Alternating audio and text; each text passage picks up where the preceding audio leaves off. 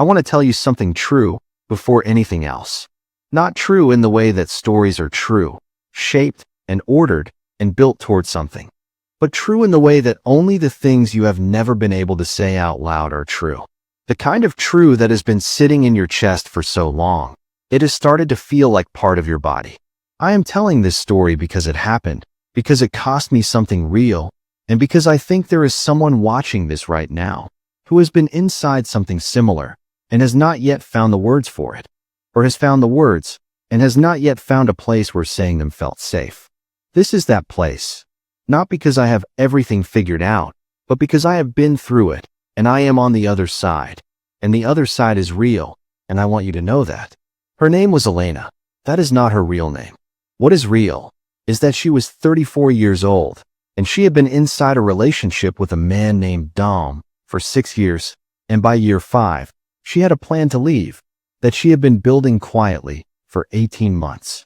I am going to tell this in the third person, not to create distance, but because there is a version of Elena that still exists in that car, in that parking lot, and I am not able to speak as her without losing the thread of what I need to say. So, I am going to tell you about her the way I have told it to myself 100 times since, clearly and without looking away. Elena had a plan, a real one. Money in an account that Dom did not know about, a bag in her work locker. One colleague who knew, a woman named Rena, with natural, curly, red hair and a fair complexion, who had asked the right question at the right moment and had been trusted with the answer.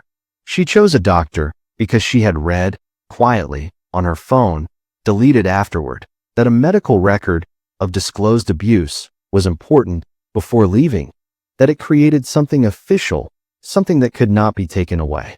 She sat in that examination room, and she told the truth, a specific truth, with names, dates, incidents. The kind of truth that costs everything to say and feels, once said, like something has finally been moved in the right direction. She drove home feeling that shift, and she thought, I did something real today, I moved something. Dom was in the kitchen when she arrived. He looked up from his phone, and he said, "We need to talk." 3 words, said in a specific and controlled way that she had learned, over 6 years, to understand as a warning dressed as a conversation. She stood in the doorway of her own house, and she understood, not slowly, not over the course of a conversation, but immediately, completely, in the specific way that certainty sometimes arrives, that the room she had thought was sealed was not sealed. Someone had opened a door she did not know existed. And the question she could not answer yet, the one she would spend the next 23 days finding the answer to, was not who had done it. She already knew who had done it. The question was, what do you do when the structure that was supposed to save you was the structure that gave you away? Stay with me, because the answer exists, and it is the most important part of this story. Let me tell you what 6 years inside something like this actually feels like from the inside, because the outside version, the version most people carry in their heads, is dramatic in ways the real thing almost never is. The real thing is quieter than that, and the quietness is part of how it works. Dom did not operate with volume. There were no broken objects in that house, no raised voices the neighbors could hear, no behavior that would have appeared on any list of warning signs displayed in a doctor's waiting room. What he operated with was something that takes longer to name, a comprehensive and patient management of Elena's confidence, her finances, and her access to anyone who might give her a different reading of her own life. It started with her confidence. It always starts there when someone does this with intelligence, not with her freedom, with her certainty. Small corrections delivered with calm over months, and then years, that taught her to bring her perceptions to him before she trusted them. To run her own readings of situations through him the way you run a document through a spell check. Not because you think you are wrong, but because you have been taught that you might be. By year 3, she was doing it without noticing. The finances had been consolidated in a way that was presented as practical and was not. A joint account she contributed to, managed primarily by him, her salary arriving, and a smaller amount remaining accessible to her, justified always by shared expenses, future plans, the reasonable logic of 2 people building a life. She had less independent financial access in year 4 than she had when the relationship started. She had told herself this was what partnership meant. The isolation was, truly, the most careful part. He did not forbid anything, but he created inconvenience around everything. Plans with friends developed complications the day before, and family visits were preceded by arguments that made her want to cancel, rather than arrive somewhere still carrying them. Her sister called less, because Elena called less, and Elena called less because calling meant a conversation she was not supposed to be having. Rena existed outside all of this, because Rena existed outside the reach of it. The friendship lived entirely at work, in a building Dom had never been in, and Rena had the specific quality of someone who does not accept the surface version of a person when the surface and the actual are not matching. She had noticed, and she had asked.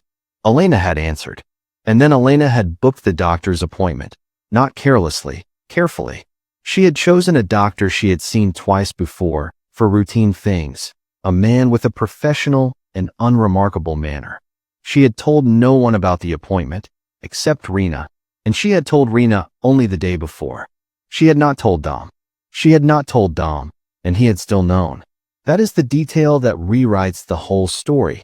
Not that the doctor had betrayed her, though he had, but that Dom had known about the appointment before she arrived. That the call had not been reactive, it had been prepared.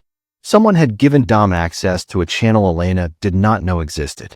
And the most unsettling thing about that, the thing that took her the longest to process, was not the channel itself. It was the realization that if this channel existed, others might too. That the infrastructure of her life had access points she had never mapped.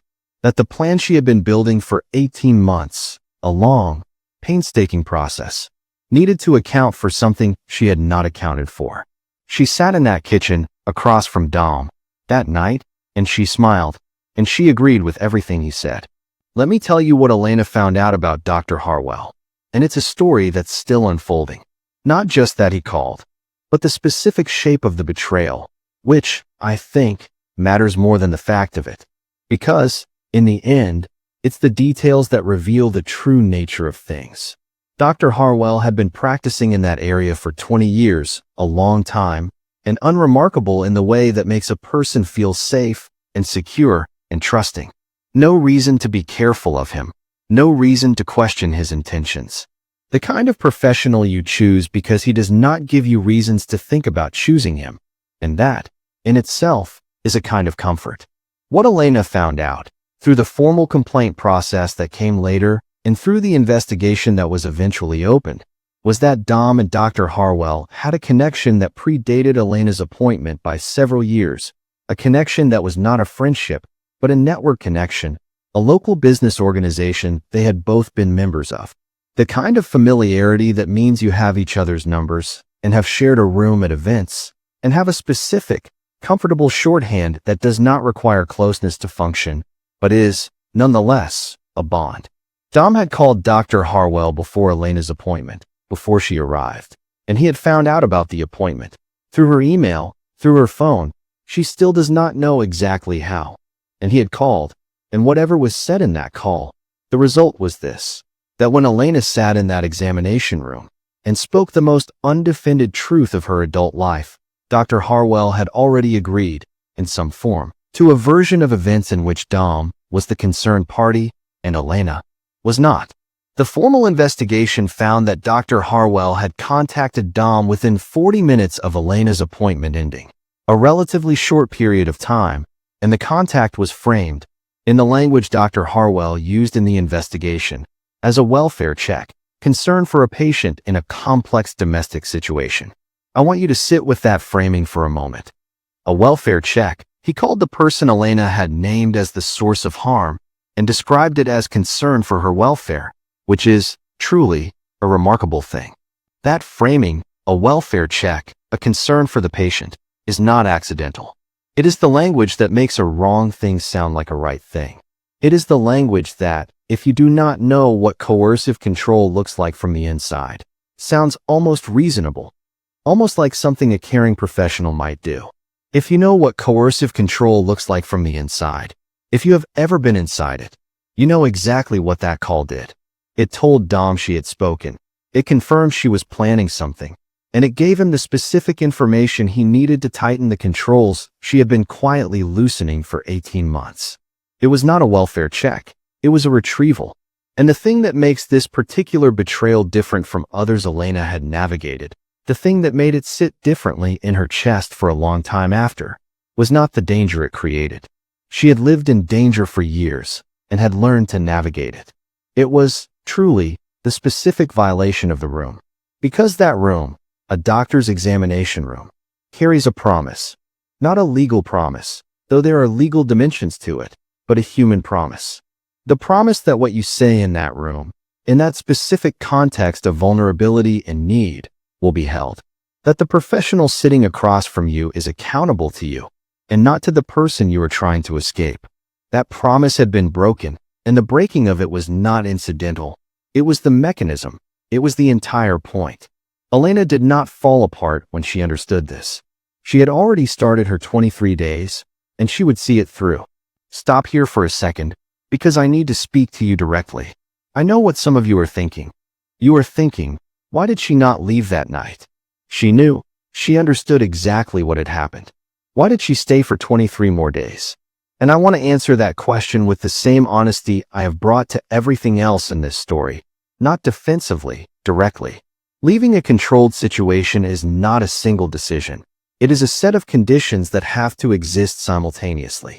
You need money you can access independently. You need somewhere to go that he does not know about. And you need a moment when leaving is physically possible. You need all of those things at the same time, in the same window. That night, Elena had some of them, not all.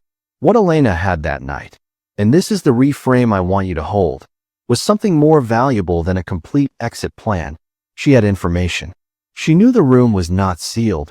She knew there was a channel between Dom and Dr. Harwell that she had not known about. She knew that whatever plan she had been building needed to account for this. And she knew one more thing. She knew that Dom believed the problem had been contained, that the appointment had been a moment of confusion that had been corrected, that she was, once again, running her perceptions through him. He believed this because she performed it. That night, at the kitchen table, she agreed with everything he said. She gave him the surface he needed. And while she was giving it, inside the performance, she was doing something else entirely. She was documenting every word he said that night, every specific detail he revealed that confirmed what Dr. Harwell had told him, every piece of information that placed him with knowledge he could only have received from a source that was supposed to be confidential. She was building the case from the inside of the evidence. Over the next 23 days, she moved on 3 fronts simultaneously. The first, she contacted a domestic abuse organization, not from her own phone, but from a work landline, having memorized the number from a screen she had deleted. They connected her with a legal advocate who explained what the medical disclosure and Dom's subsequent knowledge represented in legal terms. The second, she secured the financial exit. The account Dom did not know about, the one she had been building for 18 months, was moved to a new institution through a process the advocate guided her through, and it was a relief to have it out of any network that could be accessed through channels she now understood were not safe. The third, she told Rena. Not the partial version Rena had been carrying, but all of it, the appointment, the call, the 23 days.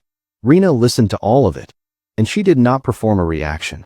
She said, "Tell me what you need, and I will have it ready." That is what the right person looks like. On day 23, a Tuesday, Dom attended a meeting he attended every Tuesday. Elena had watched the pattern for months, without knowing she was watching it for this reason. She took the bag from her work locker, and she drove to Rena's. She did not leave a dramatic note. She left one sentence: "I am safe. Do not contact me." It was, truly, short enough that there was nothing in it to respond to. And she drove away from a house she had been planning to leave for 5 years, and finally left on a Tuesday, in the rain, with a duffel bag and 18 months of careful documentation, and the specific clarity that arrives when you have finally stopped waiting for the right moment and understood that the right moment is the one you make. I want to tell you about the formal process, not the legal details. Some of those are still in motion, but the shape of it, because I think the shape is useful, and I think you deserve to know that there is a shape. That what happened to Elena was not something that disappeared into silence. The complaint against Dr. Harwell was filed within 2 weeks of Elena leaving the house. It was filed through the licensing board, with the support of the legal advocate. The documentation Elena had built, the notebook, the timeline, the record of Dom's specific knowledge against what he could legitimately have known, formed the basis of it. The investigation took 7 months, a long, and, at times, frustrating period. Elena was interviewed twice, and Dom was interviewed once, which she found out about afterward, and which told her something about the shape of the investigation that she had to make peace with, that these processes move at their own pace and in their own direction, and you cannot control them. You can only feed them what they need, and then let them run. Dr. Harwell's license was suspended pending the investigation. That is public record. The outcome beyond that, she is not in a position to discuss. What she can tell you is that the complaint was taken seriously, that the documentation mattered, that the record she had built in 23 days of a kitchen performance was the difference between a complaint that could be substantiated and one that could not. There was a conversation with Dom, not a confrontation. Elena had been advised against direct confrontation, and she had followed that advice. A communication through the legal process, a letter drafted with her advocate that said what needed to be said in the language that mattered in that context. He responded through his own legal representation, which told Elena everything she needed to know about who he had always been, a person who was, fundamentally, unchanged. Not a person having a difficult situation managed poorly, but a person who, when the structure of control was removed, immediately reconstructed it in the only language left available. She did not need him to respond differently, and she did not need anything from him anymore. That was the thing she had not fully understood before she left. How much of her energy had been spent managing her need for him to be different, and how much of the plan had been delayed by some residual part of her that kept hoping the situation would resolve itself into something she did not have to leave. It was not going to resolve itself. It was never going to resolve itself. And the moment she stopped waiting for it to, the moment she understood that the exit was not a failure of the relationship, but the only honest response to what the relationship actually was, that was the moment the 23 days became possible. I want to say that to you directly. If you are sitting in something similar right now, you are not waiting for the right moment. You are waiting for permission to believe that the right moment is not coming on its own. It is not coming on its own, but it can be made in 23 days or 40 or however many it takes, in small, careful steps that compound, and in the decision to document rather than explain away. It can be made in a phone call from a work landline or in telling someone, like Rena, all of it. The exit is not a single, dramatic decision. It is a direction, and a direction only requires one thing to become real. You have to start, and that is, truly, the first step. I want to talk about what Elena knows now that she did not know before, not as a list of lessons, as things that are true, and that took real time and real cost to become true. The first thing is about speaking up. Speaking up did not work the way it was supposed to work. The room that was supposed to be safe was not safe, and the professional who was supposed to hold the information did not hold it. By every immediate measure, speaking up made things worse. And speaking up was still the right thing. I need you to hear both of those sentences together, because I think the instinct, after something like this, is to hear the first one and use it to silence the second, to conclude that speaking is dangerous and that the lesson is to stop. The lesson is not to stop. The lesson is to know which rooms are actually sealed before you speak, to ask the questions that tell you whether the professional across from you is accountable to you or to something else, and to have the conversation about confidentiality before you have the conversation about everything else. Those questions feel uncomfortable to ask. They feel like distrust. They feel like you are treating a professional as a suspect before they have done anything wrong. Ask them anyway. A professional with nothing to hide will answer without making you feel strange for asking. The discomfort of asking is smaller than the cost of not asking. The second thing, the exit that Elena built was built from inside the situation. In 23 days of a kitchen performance, in 18 months of careful small movements before that, in the decision, made quietly, without announcement, to document rather than explain away. You do not need the whole plan. You need the next step. The next step taken creates the conditions for the step after that. It compounds, slowly, and then all at once. The third thing, and this is the one that I think is the most important and the least said, the value you have is not diminished by what was done with it. Elena's courage, the courage it took to sit in that room and tell the truth, was not canceled by what Dr. Harwell did with it. It was real. It put events in motion, and it created the documentation, and it started the 23 days. The person who misused your courage did not own it. They borrowed it without permission and used it wrong. That is their failure. Your courage was still courage, and it remains so. What you are carrying right now, whatever version of this is yours, is real, and it is heavy, and it matters. You are not dramatic for feeling it. You are not weak for not having left sooner. You are not wrong for having trusted someone who did not deserve it. You trusted because you are the kind of person who trusts. And that is not a flaw to correct. That is the thing about you that will build something good when this is done. Elena is 3 years out of that house, and she has a different life now, smaller in some ways, quieter, completely hers. She still calls Rena every week, and Rena still answers on the first ring. Some things, when they are the right things, do not need to be complicated. They simply are, and that is enough. If you are still here, then you already understand why this channel exists.